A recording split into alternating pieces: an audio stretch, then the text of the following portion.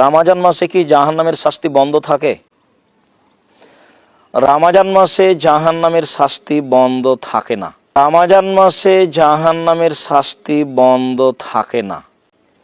রমজান মাসে জাহান্নামের শাস্তি বন্ধ থাকবে মর্মে রাসূল সাল্লাল্লাহু আলাইহি সাল্লাম কিছু বলেননি। তবে রাসূল সাল্লাল্লাহু আলাইহি সাল্লাম বলেছেন রমজান মাসে জাহান্নামের দরজা বন্ধ থাকে।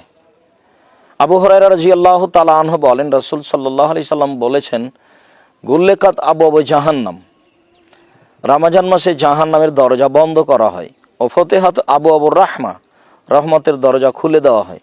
ও ফতেহাত আবওয়াবুল জান্নাহ, জান্নাতের দরজা খুলে দেওয়া হয়।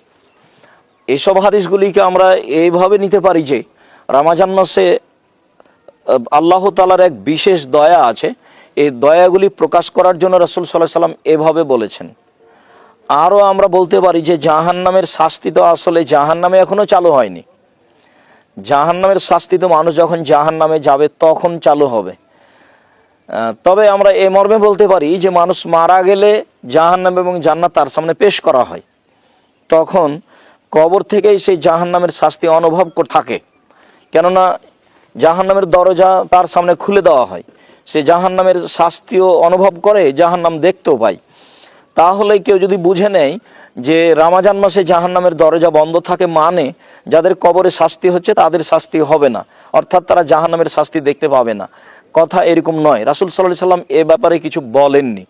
বরং এটাই ঠিক যে বাকি 11 মাস যেভাবে কবরের শাস্তি হতে থাকে, রমজান মাসও সেভাবে হতেই থাকবে।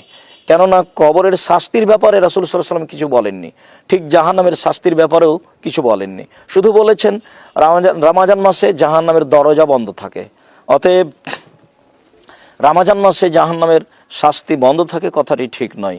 আল্লাহু আ'লাম ওয়া সাল্লাল্লাহু আলা নবী ওয়া সাল্লাম। আর রবি, একটি ইসলামিক প্ল্যাটফর্ম, সত্যের দিকে চিরশান্তির পথে থাকিতে চায় সবার শীর্ষে।